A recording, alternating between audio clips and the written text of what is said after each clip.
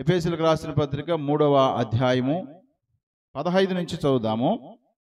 మీరు అంతరంగ పురుషుని యందు శక్తి కలిగి ఆయన ఆత్మ వలన బలపరచబడినట్లుగాను క్రీస్తు మీ హృదయములలో విశ్వాసం ద్వారా నివసించున్నట్లుగాను తన మహిమైశ్వరం చొప్పున మీకు దయచేయవలనయు మీరు దేవుని సంపూర్ణత యందు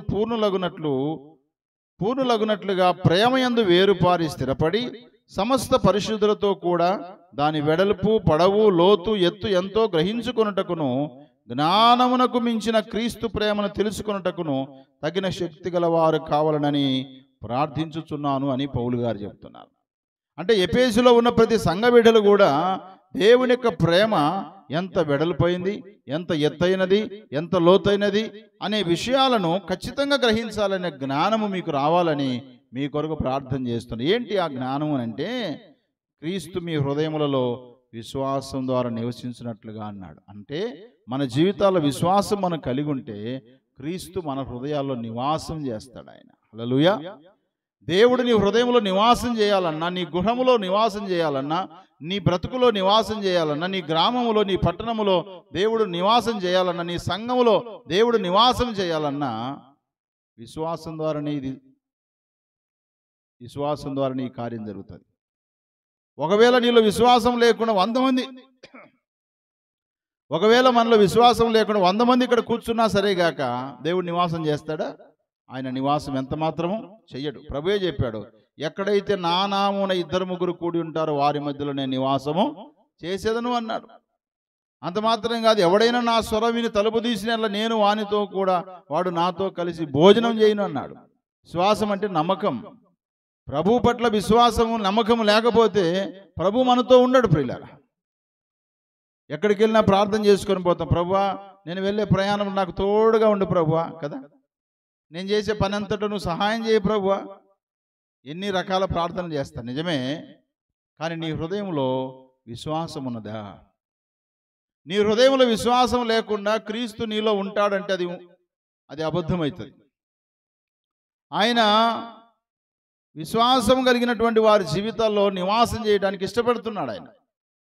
అందుకే పౌలు గారు అంటున్నారు, క్రీస్తు మీ హృదయములలో విశ్వాసం ద్వారా నివసించినట్లుగా తన మహిమైశ్వర్యమును చొప్పున మీకు దయచేయవలనని మీరు దేవుని సంపూర్ణత యందు పూర్ణులగునట్లు ప్రేమ యందు వేరుపారి స్థిరపడాలి అన్నాడు.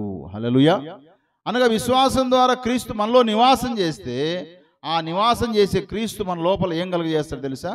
ప్రేమను కలుగజేస్తాడు. ఎందుకంటే దేవుడు ప్రేమ స్వరూపి అయి ఉన్నాడు. దేవుడు ప్రేమ అయి ఉన్నాడు. ప్రేమ లేనివాడు నా వాడు కాదని దేవుని వాక్యం సెలవిస్తుంది కదా. కాబట్టి నీ లోపల ప్రభు ఉంటే నీలో ఖచ్చితంగా ఏముంటుంది? ప్రేమ ఉంటుంది. ఏ ప్రేమ? లోక సంబంధమైన ప్రేమ కాదు, దైవ సంబంధమైన ప్రేమ. దేవుని సంబంధమైన ప్రేమ నీ హృదయంలో ఖచ్చితంగా మొలుస్తుంది. ఎందుకంటే దేవుడు ప్రేమ స్వరూపి అయినాడు. ప్రేమ నిజముగా ఎలాంటిదంటే కొరింథీ పత్రిక 13వ అధ్యాయంలో చాలా విషయాలు ఉన్నాయి. అక్కడ ప్రేమ డంబముగా ప్రవర్తించదు, ప్రేమ ఉప్పొంగదు అని రాయబడింది. ప్రేమ అపకారము చేయదని రాయబడింది. ప్రేమ అమర్యాదగా నడుచుకొనదు అన్నాడు. ఒక మాట చెప్పాలంటే పౌలు గారు అంటారు, ప్రేమ లేని వాడనైతే గనగనలాడు కంచు తాళమునై ఉందును అన్నాడు. కాబట్టి మన జీవితాల్లో ప్రేమ ఉండాలంటే ప్రేమాస్వరూపైన ప్రభు మన హృదయంలో ఉండాలి. ప్రేమాస్వరూపైన ప్రభు మన హృదయంలో ఉండాలి అని అంటే మనం విశ్వాసం కలిగి ఉండాలి. విశ్వాసం మనలో లేకపోతే ఆయన మనతో నివాసము చెయ్యడు. ఒక సందర్భంలో మోషే అంటాడు, దైవజనుడైన మోషే, అయ్యా నువ్వు మాతో రావాలంటే ప్రభు అన్నాడు, నా సన్నిధి నీకు తోడుగా వచ్చు, నువ్వు వెళ్ళు అన్నాడు. అప్పుడు మోషే అన్నాడు, నీ సన్నిధి మాతో ఉండేది వాస్తవమే కానీ నీవే మాతో రావాలి అన్న. నిజమే, దేవుడే ఒక మనిషితో రావాలన్నా, దేవుడే ఒక గృహములో నివాసం చేయాలన్నా, దేవుడే ఒక సంఘములో కొనసాగించాలన్నా అక్కడ ఏముండాలి తెలుసా? విశ్వాసం ఉండాలి. కానీ ఈనాడు విశ్వాసం కొదవైపోయింది, విశ్వాసులు ఎక్కువైపోయారు. చెప్పుకోవడానికి విశ్వాసులే కానీ విశ్వాసం లేదు. బైబిల్లో మనం చూస్తే పేతురు అనే దైవజనుడిని చెరసాలలో వేశారు. చెరసాలలో వేసినప్పుడు సంఘమంతా ఏం చేసింది? ప్రార్థన చేసింది. ఏ ప్రార్థనది? అత్యాశక్తితో ప్రార్థన చేశారు. అత్యాశక్తితో ప్రార్థన చేశారు. కానీ పేతురు చెరసాల నుంచి దేవదూత ద్వారా బయటికి తీసుకొచ్చిన తర్వాత కూడా రోదే అనే చిన్నది చూసి చెప్పినా సరే వాళ్ళు నమ్మారా? నమ్మలేదు. ఆ అమ్మాయిని ఒక్కసారి తిట్టేశారు. ఏమని తిట్టేశారు? పిచ్చిదానా అన్నారు. చిన్నదానా అంటే ఎంత సంతోషించేదో కానీ పిచ్చిదానా అన్నారు. సరే, నన్ను అంటే అనేగాక మన ప్రార్థన దేవుడు విని పేతురని మన దైవజనుని సేవకుని తీసుకొచ్చాడు, నేను నమ్ముతున్నానని చెప్పేసి గట్టిగా చెప్పడంతో అందరూ వెళ్ళి గమనించుకొని డోర్ తీస్తే నిజంగా అక్కడ పేతురే ఉన్నాడు. హల్లెలూయా! ఎంత విశ్వాసం! తన కాపరి స్వరాన్ని విన్నది, విశ్వసించింది ఆ చిన్నది, మనం చేసే ప్రార్థనకు జవాబిస్తున్నాడు దేవుడని గమనించుకోగలిగింది. కానీ మిగతా వారందరూ విశ్వాసులే, కానీ వారికి అంత గ్రహింపు రాలేదు.